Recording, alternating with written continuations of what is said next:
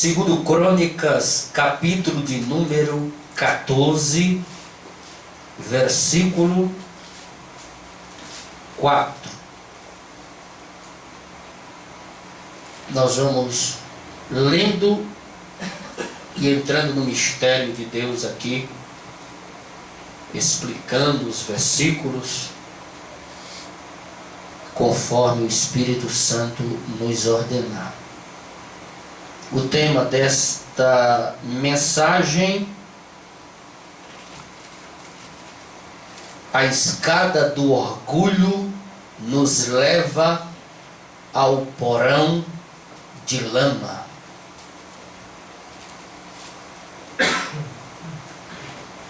Satanás foi um dos primeiros a se orgulhar. Era um dos obreiros de Deus. E ele achou que poderia tomar o lugar de Deus. E Deus disse: homem, acabe com isso. Não, tem um exército que me adora também. Tem muitos anjos que gostam de mim. E Deus disse: acabe com isso. Eu te formei para você me adorar e me seguir. Não, eu também tenho meus seguidores, eu também posso ser um Deus igual você. Só você quer ser adorado, só você pode, só você. E Deus disse: ô Lúcifer, acaba com isso, rapaz. Não, eu também quero a minha igreja, o meu povo. Eu não vou ser capacho seu todo o tempo, não. Eu já ganhei aqui a amizade dos anjos. Eu já ganhei aqui a amizade de muita gente. Eu conheço muita gente. Eu também sou bem quisto no meio deles. Eles têm vontade de me adorar. A gente conversa, a gente bate papo, a gente reúne, a gente tem uma amizade muito forte. Tem muitos anjos dizendo por aí que se eu declarar o meu partido, eles vão me seguir, eles vão me adorar, eles vão me glorificar. E Deus, olhando para ele, disse: rapaz, não tem jeito não. Pare com isso. Eu não preciso tomar medidas drásticas. O senhor pode tomar a medida que o senhor tomar. Eu quero o meu povo, o meu partido, a minha gente, a minha igreja. Eu também quero esse povo me adorando, essa multidão do meu lado. E eu vou rebelar. E Deus olhou para ele e disse: rapaz, eu sinto muito te dizer, mas eu vou te expulsar daqui do céu. Como é que é? Vou te expulsar. Não dá para viver nós dois juntos aqui. Eu estou puxando para um lado, você está puxando para outro. Você está querendo dividir não é coisa que eu gosto de somar. Eu não gosto de subir e trair, eu gosto de multiplicar. Você está entrando por um caminho errado. Com certeza Deus teve essa conversa. Muita gente não prega, porque Bíblia não se lê, Bíblia se examina. Deus não chegou diante de Lúcifer e chegou para ele e disse: está expulso. Pum, abre a porta do céu aí, joga ele para a terra aí, joga aí. Não é assim, não foi assim que aconteceu. Teve uma conversa. Deus viu na sua onisciência suprema as intenções satânicas, as reuniões de divisões, as reuniões nas caladas e no silêncio. Deus ouviu, percebeu, viu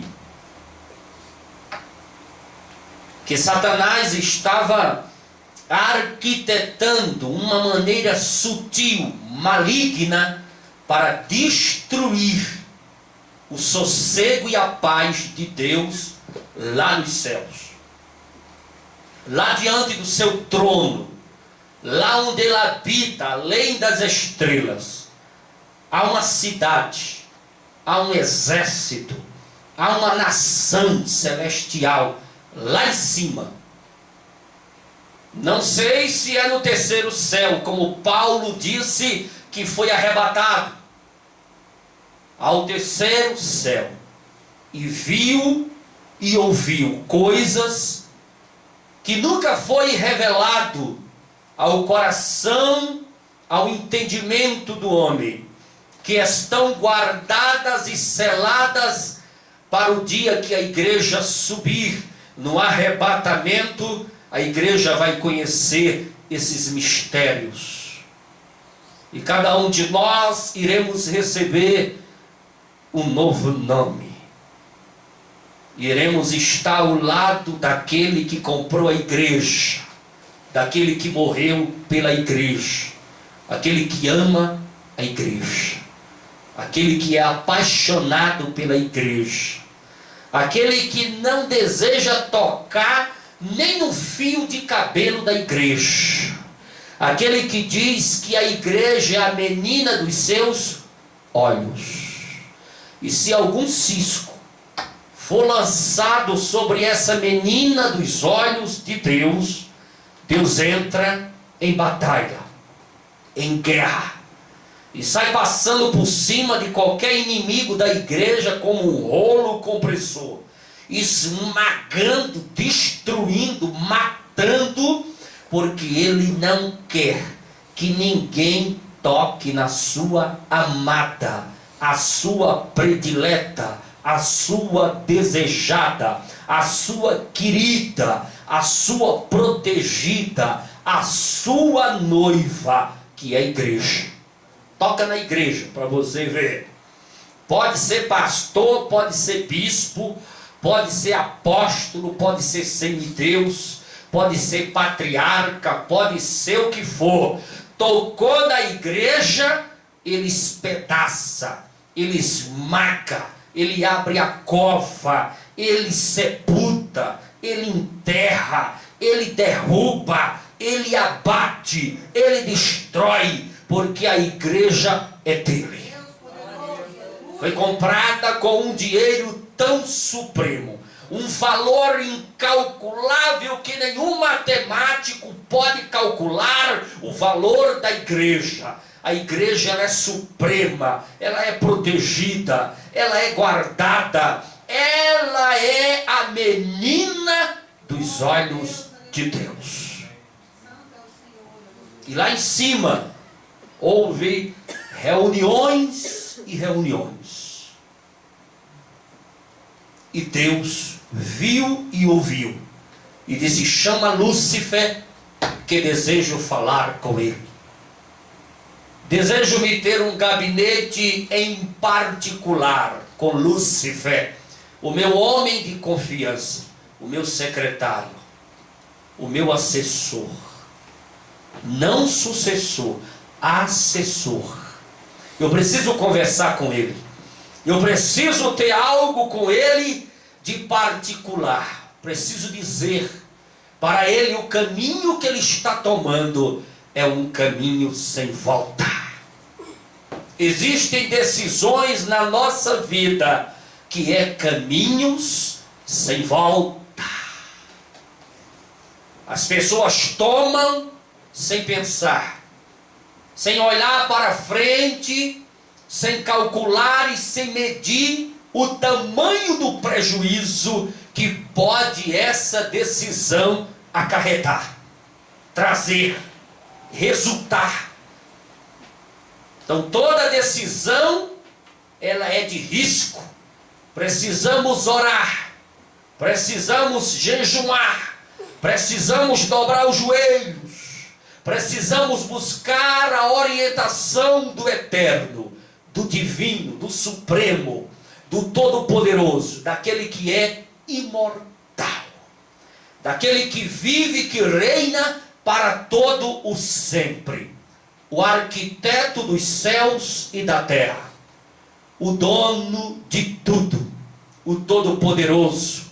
Ele sim é o único que pode nos orientar, é o único que pode dizer para nós o caminho e a decisão que temos que tomar. E ele garante que esta decisão não pode dar prejuízo, porque o Todo-Poderoso mantém os projetos, os sonhos e as direções na palma das suas mãos. Ele mandou chamar Lúcifer e disse: se você tomar a decisão que você está querendo, é um caminho sem volta. Mas Lúcifer deixou o orgulho tomar conta de si. Por isso que esta preleção tem o tema: a escada do orgulho nos leva a um porão de lama. A Bíblia diz que Deus expulsou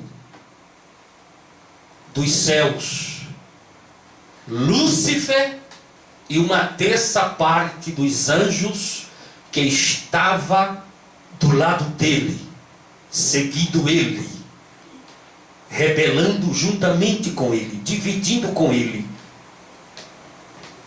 ouvindo os discursos dele. Ele fez uma revolução no céu. Ele fez passeatas. Sim. Ele saiu de lugar em lugar, aonde tinha anjos trabalhando, aonde tinha anjos a serviço de Deus, aonde tinha anjos, ele saiu de boca em boca, fazendo revoluções, fazendo passeatas, fazendo marcha contra Deus, fazendo arruaças, divisões, colocando em pauta os seus projetos, colocando em pauta nos seus discursos, projetos lá do céu. Olha, Deus não atenta para isto, para aquilo. Quando eu for o dominador daqui, eu vou ser melhor do que Deus. Eu vou dar mais liberdade para vocês. Eu vou dar mais privilégios a vocês. Vocês, anjos, vão ser promovidos a arcanjos. Eu vou promover vocês, vou graduar vocês, vou organizar vocês, vou dar liberdade para vocês ultrapassarem limites, que Deus é muito cheio de limites. Deus coloca limite em tudo. Por exemplo, um serafim não pode sair da presença de Deus, não pode visitar a terra, não pode ultrapassar os limites. Ele tem limites, ele tem regras, ele tem ordem para isso, para aquilo. Existe muita regra de Deus, muito limite. Há limites para os arcanjos, para os anjos, para os querubins, para os serafins. E eu vou promover, eu vou quebrar essas regras e vocês vão ficar à vontade. E eles foram acreditando. Vamos colocar Lúcifer no poder, que Deus não está com nada. Não sei o que Deus está me dando essa palavra. Nunca preguei sobre isso. E Deus reuniu aquela multidão de anjos. A terça parte de anjo do céu. É muita coisa. 33,333 de anjos. Não sabemos a quantidade de anjos que existiam nos céus naqueles dias, mas era muito. E ele conseguiu convencer com a sua lábia e o seu discurso 33%, a terça parte dos anjos ficaram do lado de Lúcifer. Deus olhou, deve ter chegado diante daquela reunião e disse: o que está acontecendo aqui? O Eterno, o Todo-Poderoso, deve ter olhado e disse: o que está acontecendo aqui? Lúcifer, com a palavra, nós chegamos à conclusão que o Senhor não está com nada. Seu governo, as suas ordens, as suas exigências, as suas leis, os seus detalhes, é tudo cansaço, enfado. Estamos enjoados, estamos cansados de tanta lei, de tanta coisa, que Deus é muito detalhista. Você vê que quando Noé foi fabricar a arca, Deus deu medida por medida.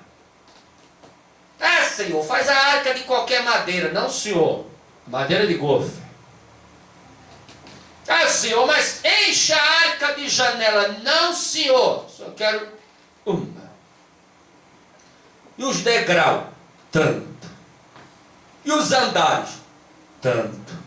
Mas não pode fazer de 10 andares, não? Não, é do jeito que eu quero. Quem manda sou eu. Os detalhes é meu. Tudo Deus coloca limite, ordem, quantidade, detalhe, o tipo, a maneira. Tudo Deus organiza de uma maneira minuciosa. Quando ele falou para Moisés construir o tabernáculo, ele deu o tipo da madeira, como usar o ouro, como usar a prata, onde aplicar, onde colocar, como fazer. O véu que separava o santo dos santos tinha 5 centímetros de espessura, quase isso aqui. A cobertura em cima do tabernáculo era de pele de texugo, um leão marinho.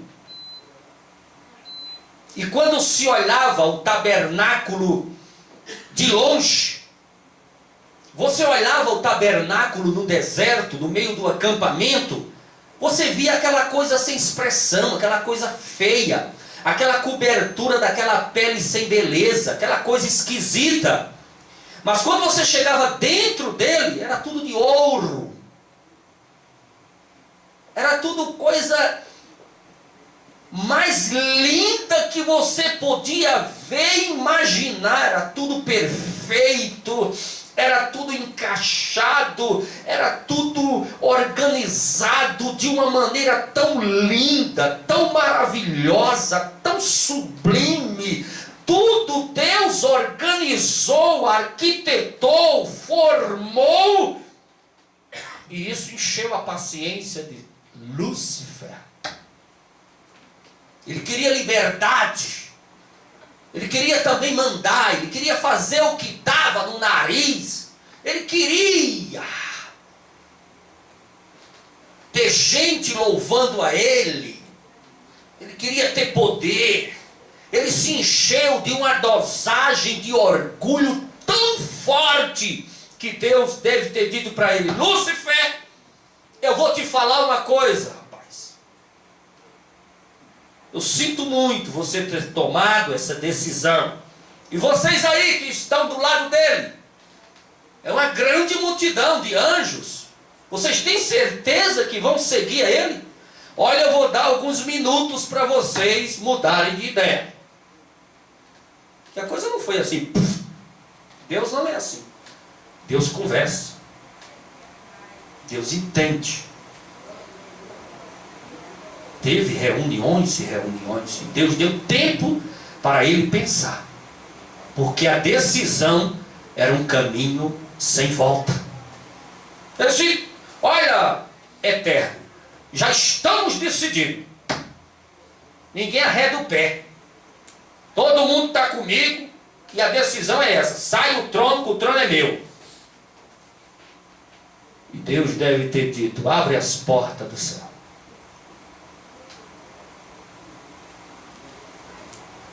expulsou a todos. E deve ter perguntado: mais alguém quer descer? Se quiser, acompanhe ele também.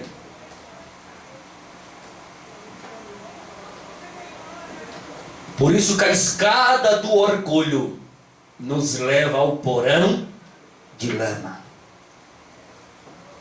Nós temos que ter muito cuidado com as decisões que tomamos. Ela pode ser um caminho sem volta.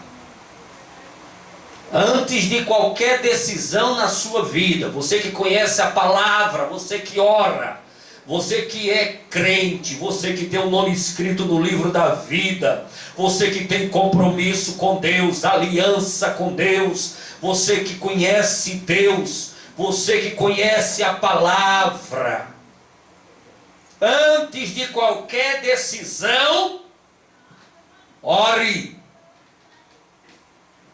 Pergunte para Deus, que Ele fala, Ele continua falando no meio do seu povo. Não tome nenhuma decisão sem consultar ao Senhor, porque ela pode ser um caminho sem volta e trazer prejuízos tão grandes, tão tremendos, que pode te levar à sepultura. A história de Asa é quase isso.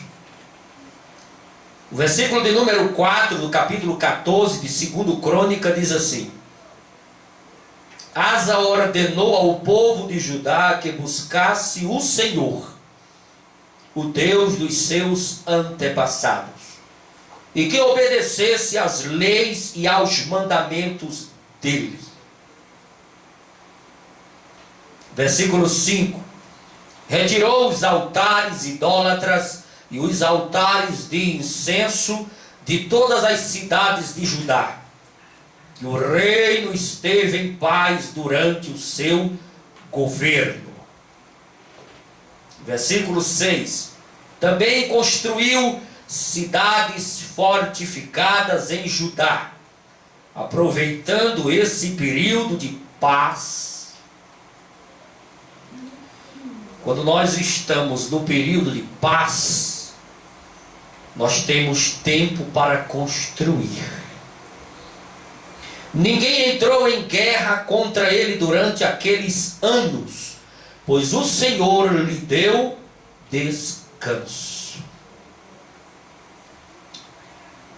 O Senhor deu descanso a Asa, porque ele estava fazendo a vontade do Senhor. Quando nós estamos fazendo a vontade de Deus, Ele nos dá descanso, sossego. Ele dá descanso das enfermidades, Ele dá descanso das tribulações, Ele dá descanso de problemas, de qualquer tipo de coisa que venha sobre você.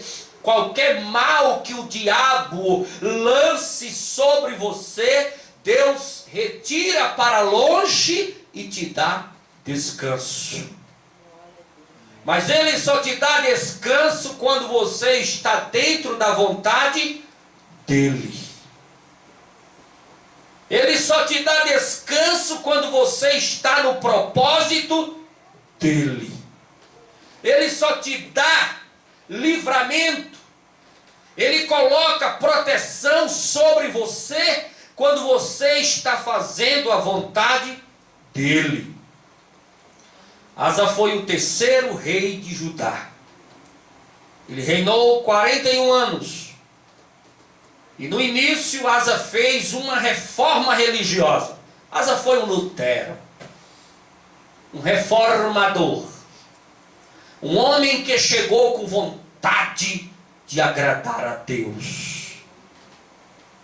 Aonde tinha feitiçaria, macumbaria, misticismo ou qualquer coisa de ismo que desagradava ao Eterno, Asa cancelou, quebrou queimou, derrubou e disse: aqui o povo de Judá só vai adorar um Deus, o Deus de Abraão, de Isaque e de Jacó. Qualquer outro Deus que inventar em adorar, eu vou bater de frente igual um rolo compressor. E quando ele começou a fazer essa reforma religiosa, Deus começou a ficar feliz. Que tal fazermos uma reforma religiosa dentro de casa? Que tal pegar aqueles discos do mundo que você escutava quando não era crente e jogar aquilo na lata do lixo? É uma reforma religiosa dentro de casa. Que tal abrir aquelas gavetas onde tem aquelas revistas indecentes, artigos indecentes, fotos indecentes e jogar na lata do lixo? Fazer uma reforma religiosa dentro de casa. Quando fazemos uma reforma religiosa dentro de casa, a gente vai lá naqueles arquivos da internet, ou infernet, como queira chamar, e a gente faz uma limpeza. Isso aqui não agrada a Deus, puf. Isso aqui também não agrada a Deus, puf, deleta. Isso aqui não agrada a Deus, deleta. Isso aqui Deus não se agrada, deleta. Vai deletando aquilo que não agrada a Deus, aquilo que é contra a palavra de Deus, aquilo que Deus não se sente feliz. Vai deletando dos teus arquivos da internet. Isto é uma reforma religiosa. Reforma religiosa dentro de casa precisamos fazer. Precisamos colocar a nossa vida cristã dentro da vontade de Deus. Aquilo que você gosta de praticar no silêncio, no escondido, e Deus não se agrada, pare de praticar hoje. Pare de fazer hoje. Isso é uma reforma religiosa dentro de si mesmo ou mesma. Asa foi um reformador. Ele saiu tirando tudo que desagradava a Deus. Para você ter uma ideia, o cara era tão bom, que ele chegou para a avó dele, chamada Maaca, a avó rainha, e disse: vó, eu estou sabendo que a senhora ergueu uma imagem de Azera, a deusa cananita da fertilidade, em tal lugar. É verdade, vó? É, meu neto, eu gosto da deusa Azera, a deusa cananita, a deusa da fertilidade. Meu neto, meu netinho, deixa a vovó com os teus indélices, pois hoje a senhora está destituída do seu cargo de mãe rainha. Desça do trono e seja destituída neste momento. Ordem do rei Asa ao seu neto, que não tolera nenhum tipo de idolatria, nem de macumbaria, nem de feitiçaria, porque aqui no reino de Judá, seja avó, seja parente, seja irmão, seja quem for, só se adora ao Deus de Abraão, de Isaque e de Jacó. A própria avó Maaca foi destronada porque estava adorando deuses falsos e não era o Deus de Abraão, de Isaque e de Jacó. Asa foi um homem que fez uma reforma religiosa tanto no reino tanto no povo como dentro de casa. Às vezes, como crente, nós queremos fazer reforma religiosa nos outros. Eu desejo reformar a casa da Maria.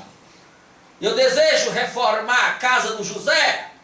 Eu desejo reformar a casa do irmão tal, da irmã tal. Eu desejo reformar aquela casa, fazer uma reforma religiosa, porque a irmã é isso, a irmã é aquilo. Antes de você apontar os defeitos de alguém, da casa de alguém, reforme a sua casa. Comece dentro da sua casa, reformando. Comece a dizer ao seu marido que aquilo que ele faz não é de Deus e ele precisa se converter. Comece a dizer aos seus filhos, dentro da sua casa: filho, isso não é do Senhor, isso não agrada ao Senhor. Não faça isso, porque o Senhor vai nos castigar e todo barco vai afundar. Valorize e respeite o Deus dos nossos pais, dos nossos antepassados, o Deus de Abraão, de Isaque e de Jacó. Ele sim tem o primeiro lugar dentro da minha casa, e outro tipo de idolatria, de adoração, de macumbaria, de feitiçaria ou qualquer coisa pecaminosa seja repreendida agora da tua vida. Comece a fazer uma reforma dentro da sua casa. Às vezes você olha o filho fazendo e você fica calado. Você olha a filha fazendo e fica calado. Você olha o marido fazendo e fica calado. Você olha a esposa fazendo e fica calada. Abra a boca. Isto não agrada ao Senhor. Quando a tua casa estiver em ordem, quando você fizer uma reforma religiosa dentro do teu lar, aí sim vai vir a proteção de Deus, vai vir a bonança de Deus, vai vir as portas abertas de Deus, o trabalhar de Deus. Haverá paz e prosperidade na tua família, dentro do teu lar. Tudo ficará sarado e curado, porque o Senhor vai se agradar da tua casa, por ela dar prioridade às coisas de Deus.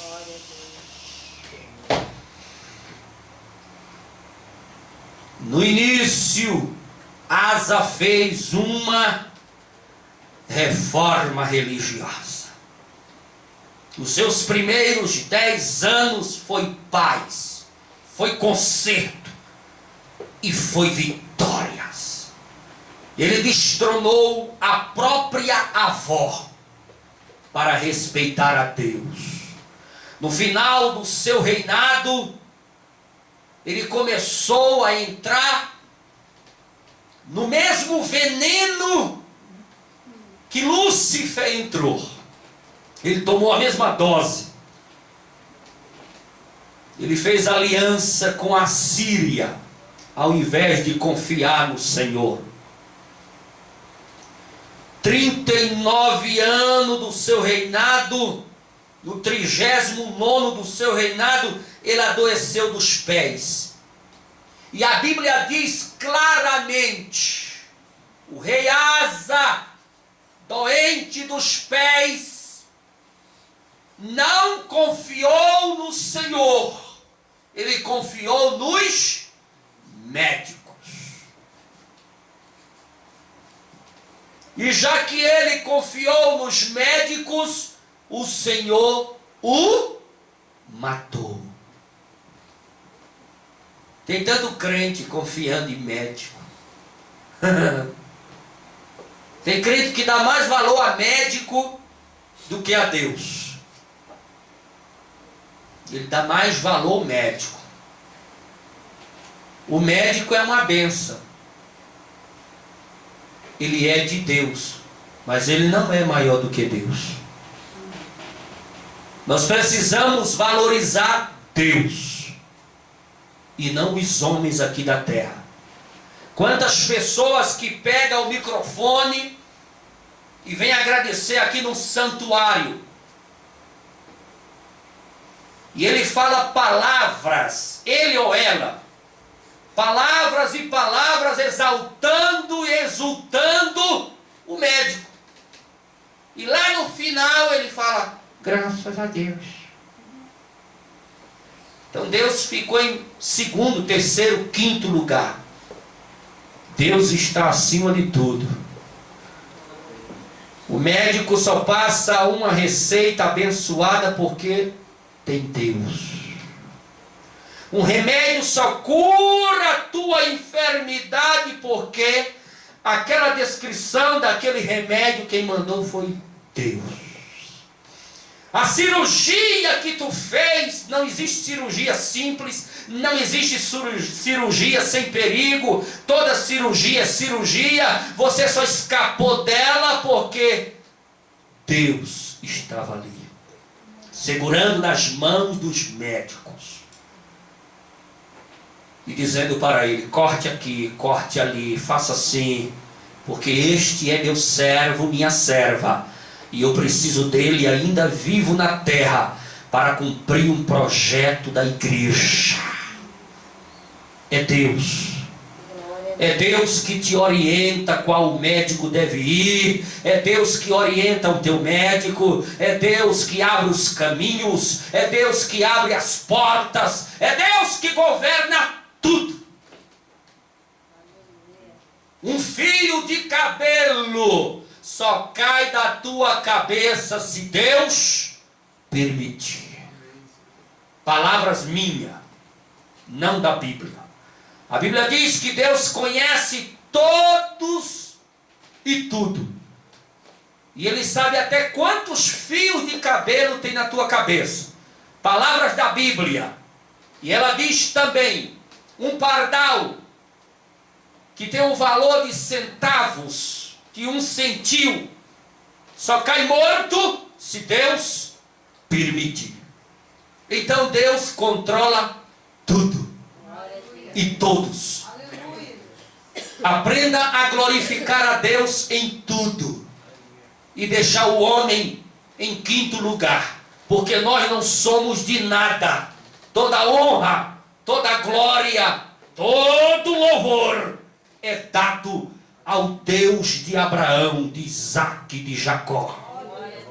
Ele sim é digno de toda honra, de toda glória, de todo aplauso, de toda adoração, seja qual for a maneira, o tipo de adoração que existe. Adore ao eterno, ao imortal, ao supremo, a Jesus de Nazaré, que morreu na cruz e é apaixonado pela igreja, pela noiva. Toca na noiva. Toca. Estamos encerrando. Versículo de número 7. Disse ele ao povo de Judá: vamos construir estas cidades com muros ao redor. Veja que Asa era um homem muito inteligente. As cidades, se foram construídas muros, elas não tinham. E cidade sem muro, ela fica vulnerável. Muro serve para quê? Evitar a entrada dos inimigos.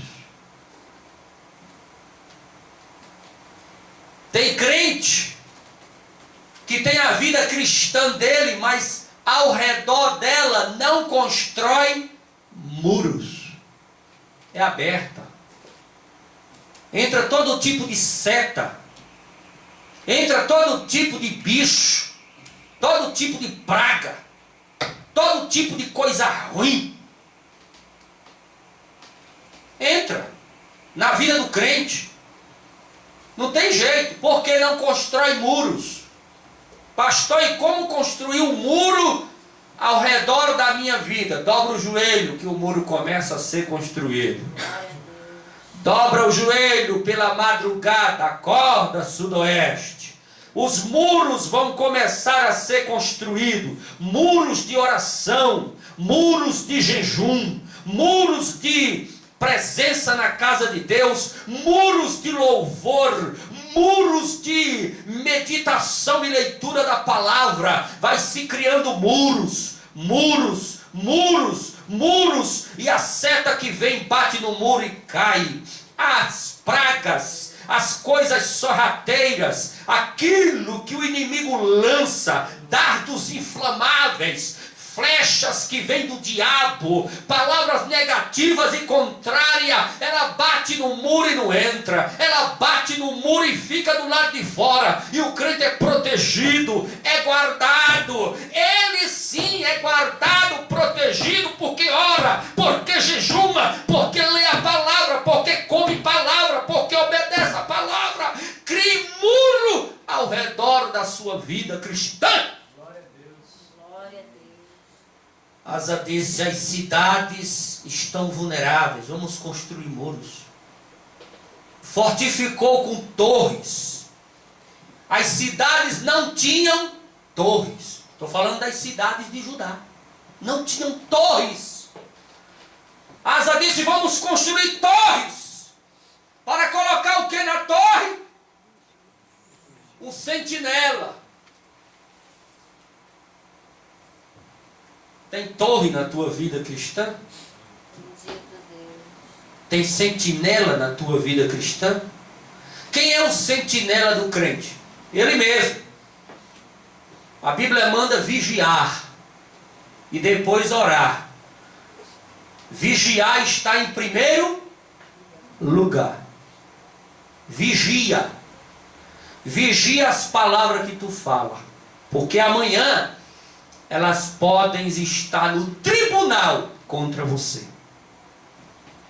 Vigia com quem você conversa, porque amanhã a pessoa que você está conversando muito pode ser uma testemunha lá no tribunal contra você.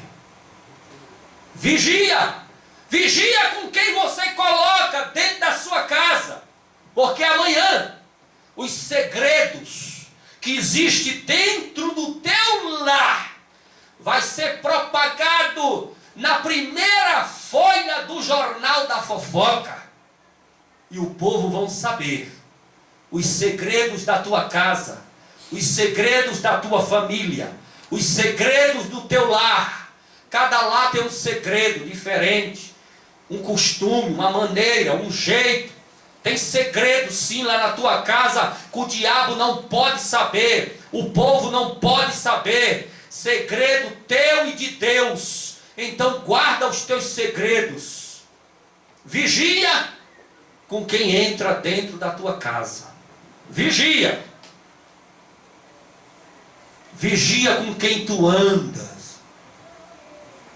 Às vezes você está andando com a pessoa do seu lado e essa pessoa está só pegando informações e colocando no bolso. Um dia, essas informações vão estar lá no tribunal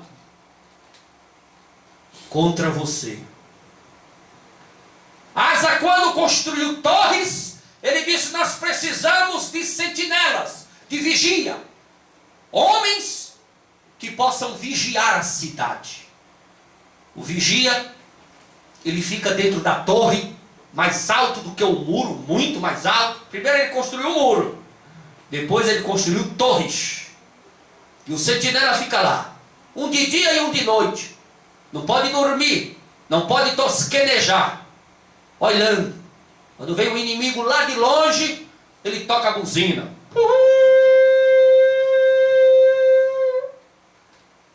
Não é para abrir o portão, é para o povo se preparar, que pode ser inimigo que está vindo de longe, saquear a cidade. Vigia, crente. Vigia, salvo. Vigia, servo e serva de Deus. Que quem vigia sempre está bem. E depois de muros e torres, Asa colocou portas e trancas. A cidade não tinha porta, não tinha tranca. E o muro, fabricado, feito, confeccionado, construído, ele tinha que ter portas. Porta para entrar só quem estava autorizado. Tem porta na tua vida ou tem brecha? A tua vida cristã tem porta ou tem brecha? Se tiver brecha, qualquer cachorro entra, qualquer lobo entra, qualquer animal imundo entra, qualquer seta entra. Conserta as brechas, tapa as brechas e constrói uma porta. Uma porta pesada, uma porta de bronze, uma porta, a Bíblia diz aqui, com uma tranca de ferro, de uma madeira de lei. Porque o inimigo, quando ele vê uma porta bem construída, com a tranca de primeira qualidade, ele jamais vai tentar entrar. Ele sabe que naquela casa tem ordem. Ele sabe que naquela cidade tem lei. Ele sabe que ali aquela vida cristã é guardada. É um jardim fechado de Deus. Só tem acesso ali o Espírito Santo. E alguns de confiança, de extrema confiança. Não abre a porta da tua vida para todo mundo, que a qualquer momento tu estarás caindo numa armadilha do diabo. Tem gente que conta a vida para todo mundo. Você chega numa fila de banco, irmão, é uma coisa impressionante. Isso acontece muito comigo, não sei porquê. Estou lá numa fila de banco, tem umas 100 pessoas na minha frente, aí está uma senhora, daqui a pouco ela está calando, né? Pois é, eu tenho um filho que está fazendo faculdade. Conta a vida todinha. Conta do filho, do marido, aonde mora, o carro que tem. Um dia desse eu estava com uma senhora na fila do banco e falei para ela: a senhora me conhece? Não, senhor. Mas a senhora acabou de contar a sua vida todinha. Se a senhora estivesse contando sua vida para um sequestrador, um traficante, um marginal, um malfazejo. Não, mas eu sei que o senhor é um homem.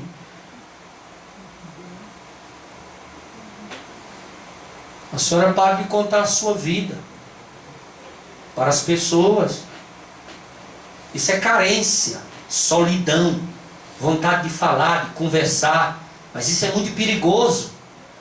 Às vezes tem irmãos que contam a vida dele toda e vai ao extremo, chega até na... Porque quando nós estamos contando alguma coisa da nossa vida, chegou na porta do quarto, ela para. Tudo existe limite. Aprenda a ser limitado como Deus é. Deus construiu o mar e a Bíblia diz que sobre as suas ondas empoladas Ele colocou limite. Dali não passarás, mar. Me obedeça. Procura o seu lugar. Esse é folgado, viu? Tem gente que começa a contar a vida. Isso acontece muito na igreja, com crente. Mas conta tanto, que chega na porta do quarto, ele entra contando. E vai de quarto adentro, para cima da cama. Vigia a tua história. Só quem precisa saber é Jesus. É Jesus. Vigia. Coloca tranca e porta na história da tua vida. Coloca tranca e porta na história da tua vida. Ficamos no versículo 7. A escada do orgulho nos leva ao porão de lama. Asa se achou.